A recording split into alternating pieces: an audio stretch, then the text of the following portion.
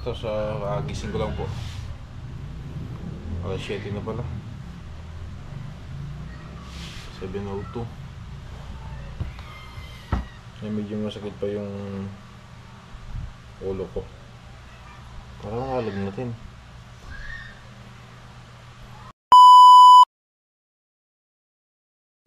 Yan, good morning mga toto. Yan na sa kusina ulit tayo.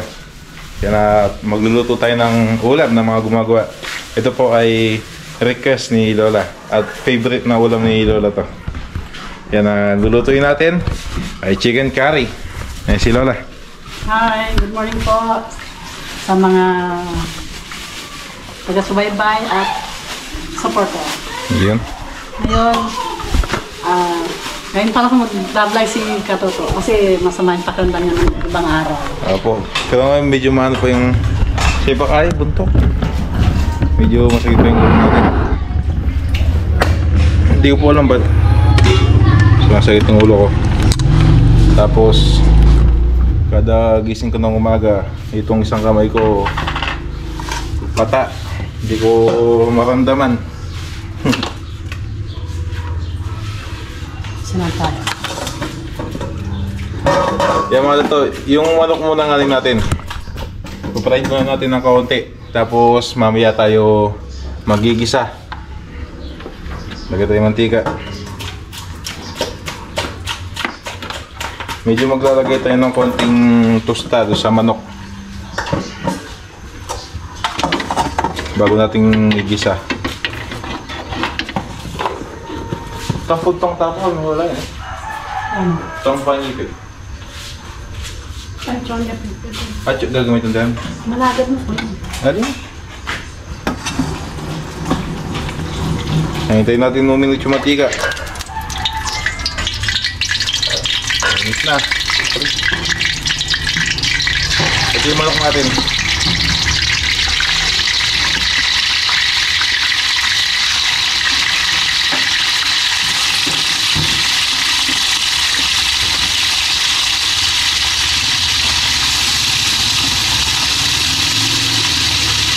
Yung nilagyan ng konting natin ni Lola.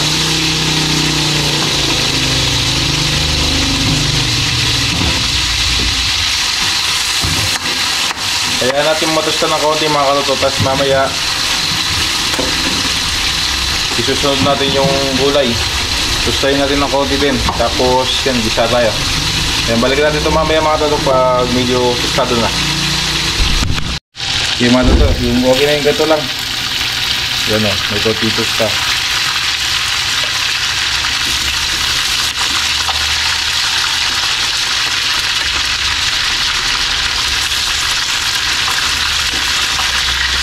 Mainit.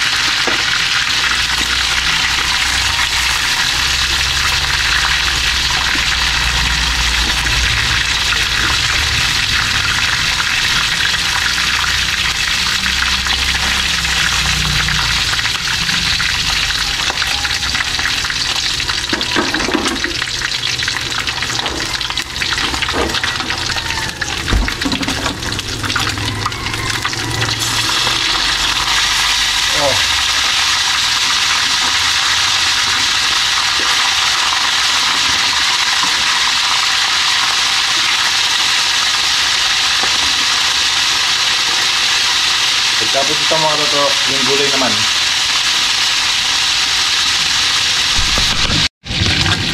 Yan, okay na ito mga toto.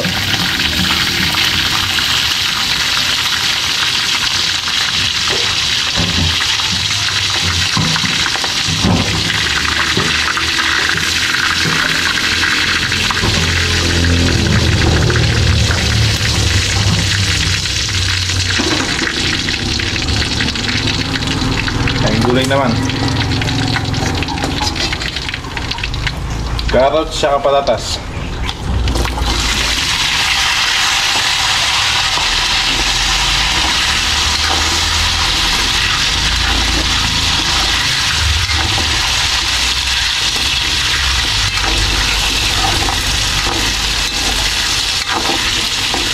Kaya hintayin natin makuluto na kaunti yung patatas at carrots, tapos magigisa na po tayo. Kaya mga to, okay na yung gulay natin.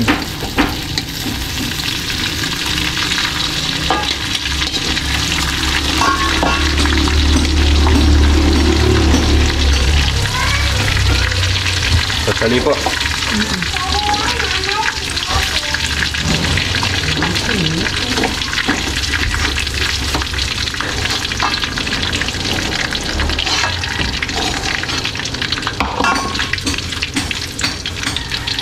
Diyan na din tayo magluluto.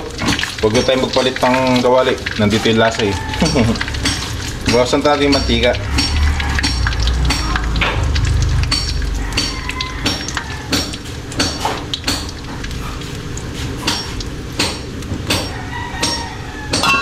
Yan.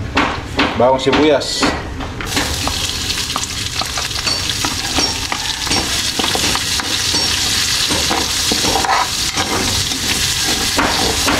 Hintayin natin mag golden brown, tapos mamaya balikan ko po kayo. Okay na po yung bawang sibuyas natin. Maglalagay tayo ng turmeric powder. Isang pack.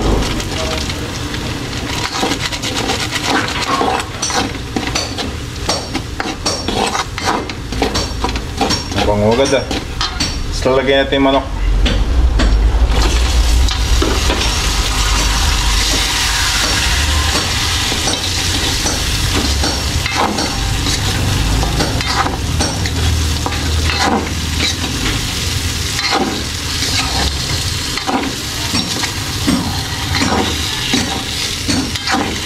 Tapos konting tubig.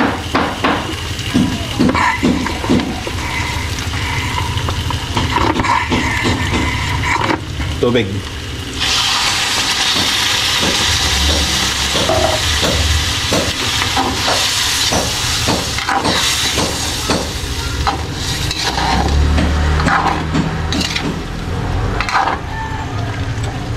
Kulang pa yung tubig. Lagay pa tayo.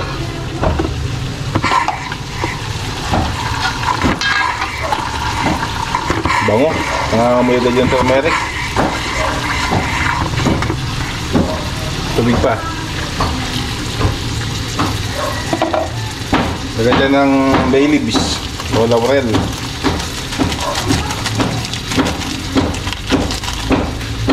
Tapos paminta.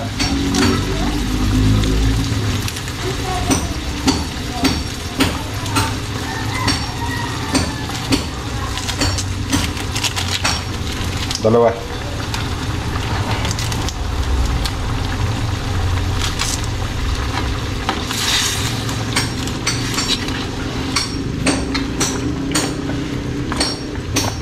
Ayan, hayaan muna natin kumulo. Tapos maglalagay tayo ng gata. Takpan natin. Ayan, tapos maglalagay tayo ng gata. Okay, after mga 5 minutes na kumukulo,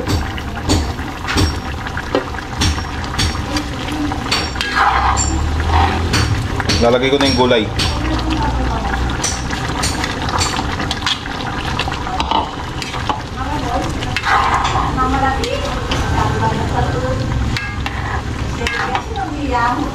Tsaka yung red and green bell. Tapos lagyan natin ng konting asin.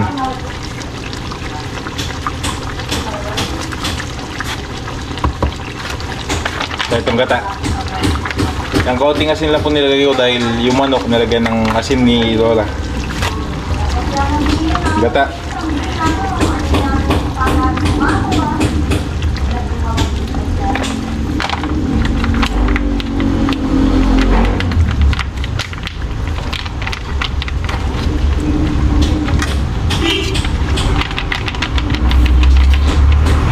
Yun, mukha ng chicken curry.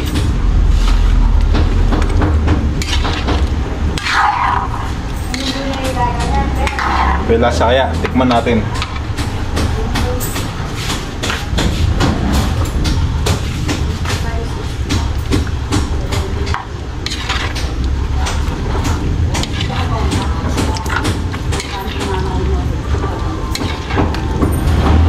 Tikman po natin. Baka mukhang chicken curry lang, tapos yung lasa, hindi naman.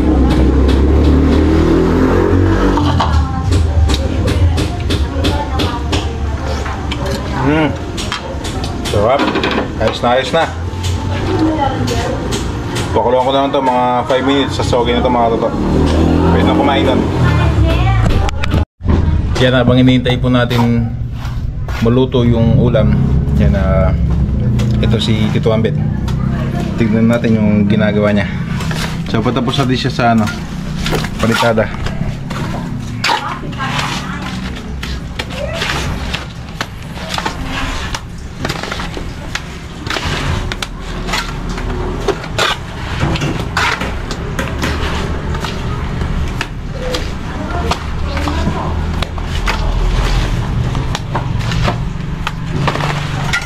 Ayan, patapos na po si Tito Ambet. Isa taas na lang yun, no? Tapos may yabang yan na bakal. Hindi ko alam ba't may yabang na bakal pa dyan. Ba't yung abang, Bap? Tipong bakal kita. Biga. So parang magkakabiga ulit dito papunta sa kwarto ni Lola.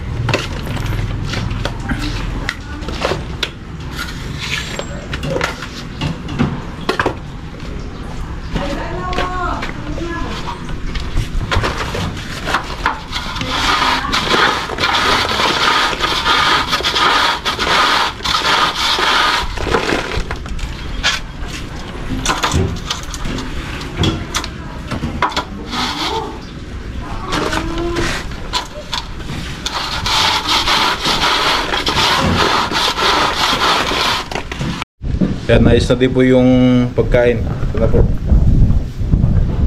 Yan, tawagin natin sila. Pwede natin kumain eh. Time check. 11:41. Bap! Yan naman, Bap. Yan, hintayin natin sila mga toto.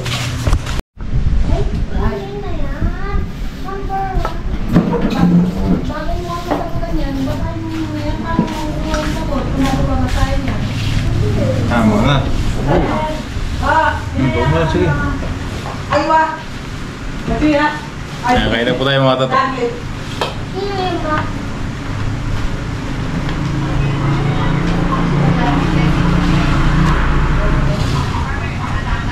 Go to. Aywa!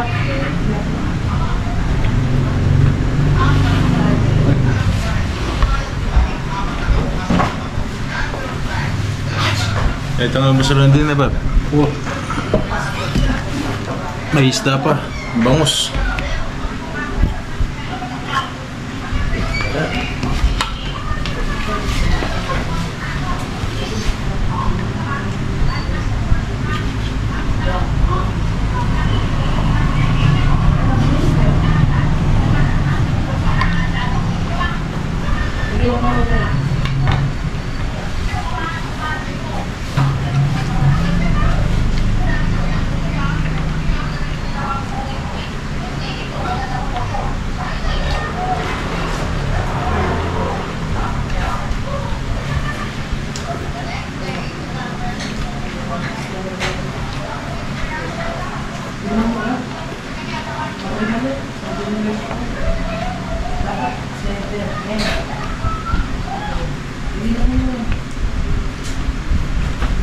Years old, wala na.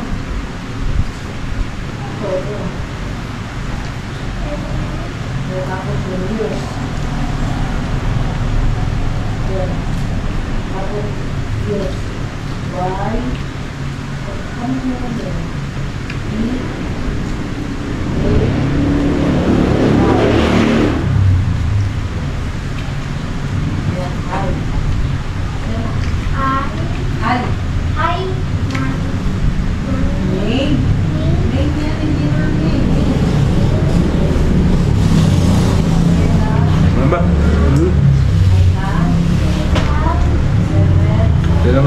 Salam.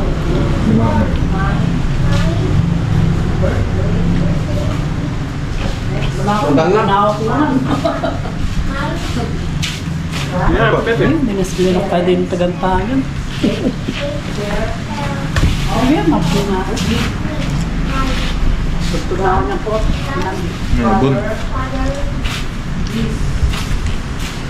Ay, hindi ko tayo kumalakain yung bubad. Hindi na.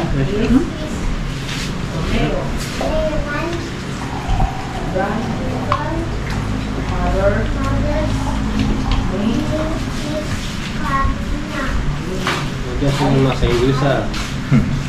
Wala na yung tayo dito. Dala sa kondit ang ako ng kain. Sunta nga. Sinabi na yung daran. Ay, tanda ko ito. Alam makadalang yun. Muna dadag. Pero makaya na mo sa Pablo. Sunta nga.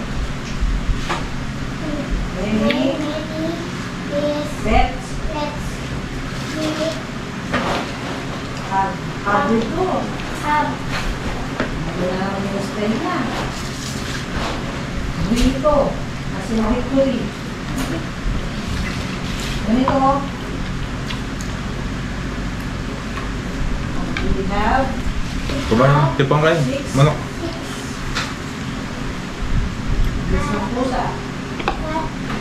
Yes. Three.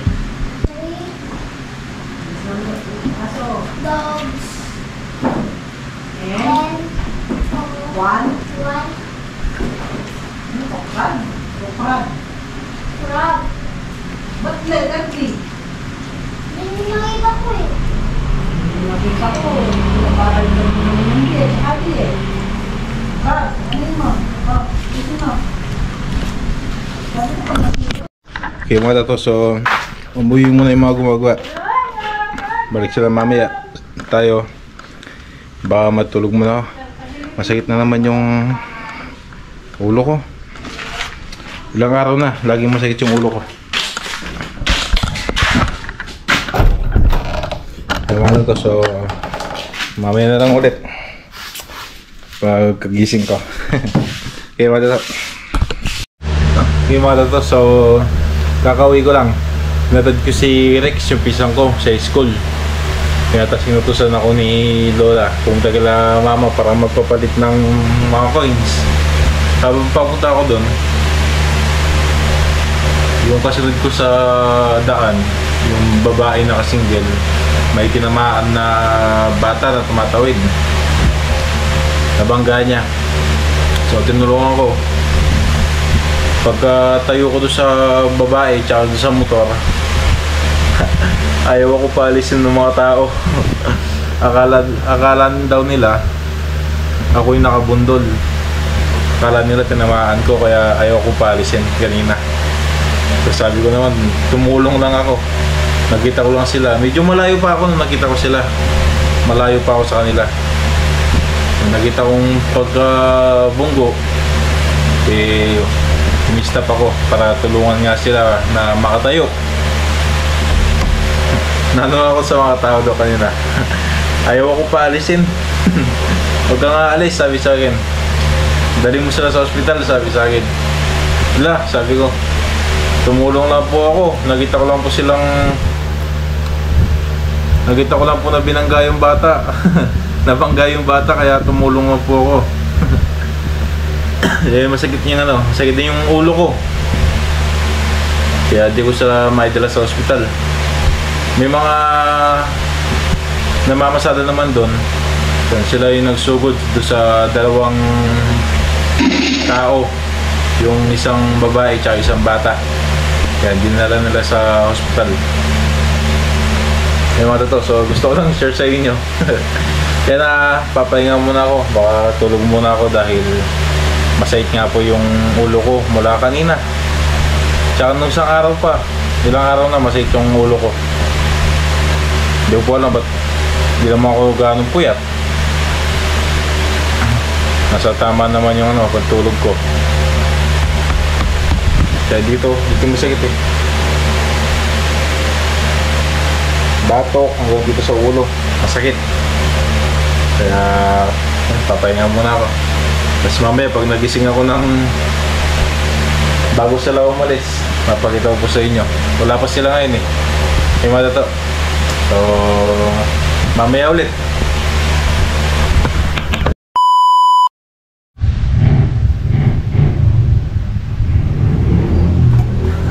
Jumata to sa gising ko lang po.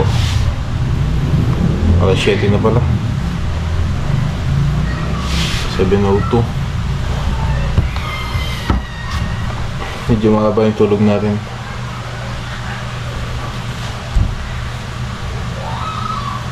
Medyo masakit pa yung ulo ko.